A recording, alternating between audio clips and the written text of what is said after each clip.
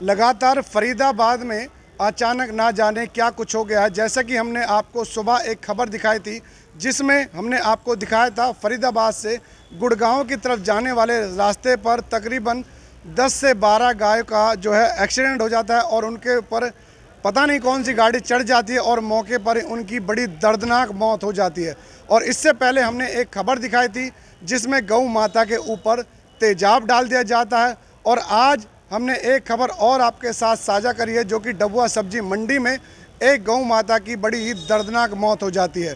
अब सवाल ये उठता है, आखिर इन मौत का जिम्मेदार कौन है? इसी बारे में आज हमारी खास चर्चा है। हमारे साथ आए दिन समाज में सबसे ज़्यादा सक्रिय रहने वाले विजय किशन जी मौजूद हैं और यहाँ पर देख सकते हैं ये बाबा जी भी यहाँ पर मौजूद हैं, भगवा भगवा रंग में रंगे हुए हैं। और जानने की कोशिश करेंगे आखिर क्या वजह है जो लगातार गौ माताओं की ये स्थिति, ये दुर्दशा हो रही है और किसके पीछे क्या वजह मानते हैं। सबसे पहले जानकारी लेंगे और थोड़ी सी चर्चा करेंगे। विजय किशन जी, नमस्कार। विजय भाई, नमस्कार भाई जी। विजय भाई, क्या कहेंगे ये लगातार इस तरह से गौ माता की ये दुर्दशा हो रही है, क्या कहेंगे जी? सबसे पहले तो आपका बहुत बहुत धन्यवाद जो आप इस तरह के सवालों को कटघरे में खड़ा करते हैं और जो लोग गौशाला के नाम पे, गौ रक्षा के नाम पे, गौ सेवा के नाम पे जिन लोगों ने आडंबर फैला रखा है उनकी पोल खोलते हैं, उसके लिए मैं आपका एक बार फिर से धन्यवाद करूँगा। आपने जो कहा कि इस तरह के जो हादसे हो रहे हैं वो क्यों हो रहे हैं, इसके पीछे दोषी वो लोग हैं सबसे पहले तो जो गौओं को घरों में पालते हैं एक लालचवश, सुबह दूध दुहाया और दिन में खुला छोड़ दिया, शाम को पकड़ के ले आए फिर बांध लिया, और जब वो दूध देने काबिल नहीं रहती तो उसे आवारा गायों के साथ छोड़ दिया जाता है। दूसरा, जो वहाँ जहाँ पर ये हादसा हुआ है वहाँ पर आसपास गौशालाएं हैं, तो पहली बात तो उनको वो गायों को अपने यहाँ पे रख लेना चाहिए और पुलिस और प्रशासन को चाहिए कि ऐसे जो गौपालक हैं जिनकी वो गाय उनकी पहचान करके और उन पर मुकदमा दर्ज किया जाए।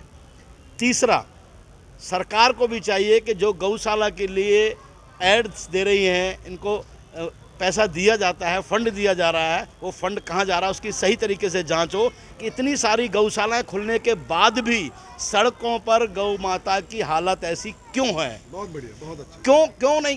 पहले कभी यहाँ पर एक दौर चला था बुजुर्गों के आश्रम के लिए, रैन बसेरे, जगह जगह रैन बसेरे, लेकिन उसमें बसेरा किसी का नहीं था। सरकार से फंड लिया, जेब में रखा और सरेआम वहाँ पर जुआ शराब चलता था। आज भी कई ऐसे हैं जो बंद पड़े, ताले लगे हुए हैं। और ऐसे ही गौशालाओं का हाल है।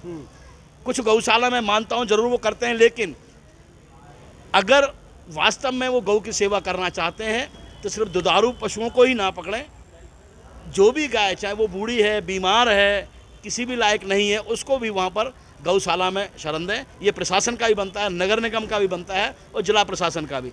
डी साहब से भी कहना चाहूँगा कि ऐसी गौओं को गौशालाओं के हवाले करें और जिन गौशालाओं के एरिया में ऐसी गाय हत्या होती है, वारदात होती है या वहाँ पर आवारा गाय मिलती हैं, उनकी जिम्मेदारी बनती है कि उनको ले जाकर गौशाला में रखें। एक सवाल मैं करना चाहूँगा आपसे, जैसा कि आपने कहा कि जो लगातार गौशाला बनी हुई है, तो सवाल सीधे सीधे ये है, क्या जो ये गौशाला बनी हुई है, क्या समय समय पर इनका निरीक्षण नहीं होना चाहिए कि आखिर ये जो गौशाला जिन्होंने बना रखी है आखिर ये लोग क्या करते हैं? ये जिला प्रशासन की जिम्मेदारी है। जिलाधिकारी जो हमारे ज़िले के डीसी साहब हैं, उनकी जिम्मेदारी बनती है कि सभी जो भी आपके अधिकारी हैं उनकी जिम्मेदारी बनाएं कि उनके क्षेत्र में कितनी गौ पालक हैं और कितनी गौशालाएं हैं और आवारा गाय हमारे क्षेत्र में कितनी हैं, उनकी पूरी संख्या का विवरण होना चाहिए। और विवरण अगर होगा तभी आप जांच सही तरीके से कर पाएंगे। अभी कुछ समय पहले ही, शायद 1 साल पहले ही, जहां पर ये वारदात हुई उसी के आसपास ही कम से कम 1 से 2 ट्रक गाय का खाल वगैरह वहाँ मिली थी और मांस पड़ा हुआ था, बहुत पुराना, चिथड़े पड़े हुए थे। आज उसी के आसपास इस तरह की हत्याएं होती हैं, ये हत्या ही कहेंगे हम। किसी भी वाहन ने किया, किसी ने भी किया, एक हत्या ही हुई है। और दुर्घटनाएं भी होती हैं, कई बार लोगों की जानें भी जाती हैं ऐसी आवारा गाय से या आवारा पशुओं से। तो गौ माता की सही मायने में अगर सेवा करनी है, चाहे वो सरकार है, चाहे वो प्रशासन है, चाहे गौ रक्षक हैं, चाहे गौपालक हैं, तो सही तरीके से करें, वरना ये ढोंग ढकोसला बंद करें। अगर इत्तेफाक गलती से भी इसमें किसी विशेष समुदाय का नाम आ जाता तो आज सड़कें जाम हो जाती। अगर जिस व्यक्ति ने इनको ये वारदात की है अगर वो पकड़ा जाता और गलती से भी विशेष समुदाय का होता तो आज सड़कें जाम हो जाती, सारे गौरक्षक सड़कों पर आ जाते। अभी जो पीछे वारदात आपने तेल वाली बताई है वो मामला दबा दिया गया क्योंकि वो उस समुदाय से नहीं था जिसकी उन्हें शंका थी। मुकदमा दर्ज हुआ और उसके बाद कंप्लेंट वापस ले ली गई और शायद उसका राजीनामा भी कर दिया गया। तो राजीनामा किसने क्या गाय माता के माता पिता आकर के थाने में राजीनामा करके गए या गाय का जो पालनहारा था वो राजीनामा करके गया? जिस गाय के ऊपर गर्म पानी या गर्म तेल डाल कर जलाया गया उसके इलाज के लिए क्या किया गया कोई पूछने वाला नहीं है। क्यों?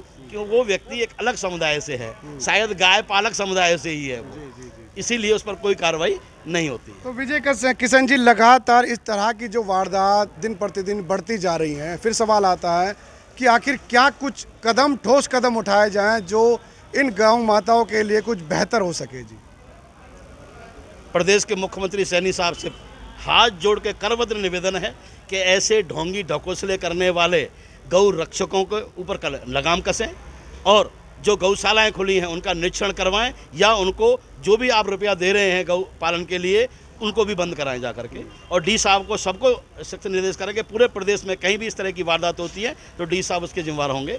तभी जब तक लगाम नहीं कसेंगे हम तब तक कुछ नहीं हो सकता है और तब तक शायद ये जो वारदातें दूसरी इसकी गौ के आड़ में जो दूसरी वारदातें होती हैं धार्मिक रूप में वो भी शायद नहीं रुकेंगी।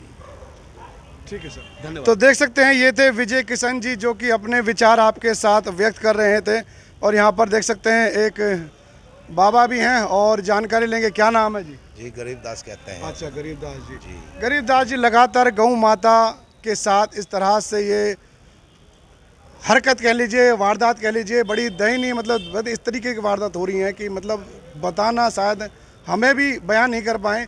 क्या कहेंगे, आखिर जिम्मेदार कौन? माताओं के ऊपर एक्सीडेंट होता है, तेजाब हो जाते हैं। मैं तो यही कहूँगा जी, कार्रवाई इनके लोगों के ऊपर होनी चाहिए। मैं जिनको जिम्मेवारी सर सौंप रखी है उन्हीं की जिम्मेवारी बनती है, तब तो उन्हीं का ही बनता है। अच्छा, अब सीएम साहब तो देखने तो नहीं आएंगे, उन्होंने एक जिम्मेवारी दे दी है प्रशासन को। अब उनको संभालना चाहिए। अगर वास्तव में कोई सनातन धर्म का आदमी है जो कहता है मैं शरणार्थी हूँ, अगर वो गौ ब्राह्मण की सेवा या गाय की सेवा नहीं करता है तो वो उसको हम सनातन धर्म नहीं कहते हैं, क्योंकि वो मिथ्या है। फिर वो अपने स्वार्थ के लिए ही वो सेवा कर रहा है। जब उसका अपना स्वार्थ हो जाता है पूरा तो वो कोई मरे या जिए उससे कोई लेना देना नहीं है बेचारा। जी, मैं यही कहना चाहता हूँ। बहुत बहुत शुक्रिया। तो देख सकते हैं विचार आपके साथ साझा कर रहे हैं और देख सकते हैं बड़े ही अच्छे और समझदारी वाले जो ये विचार आपके साथ हमने साझा करें। जितने साथी हमारे इस वीडियो को देख रहे हैं, हमारी अपील है इस वीडियो को आप ज़्यादा से ज़्यादा शेयर करें, लाइक करें और कोई विचार आपके मन में है तो कमेंट करें। अगर हमारे चैनल पर अगर आप नए हैं तो चैनल को ज़रूर फॉलो करें। जय हिंद, जय भारत।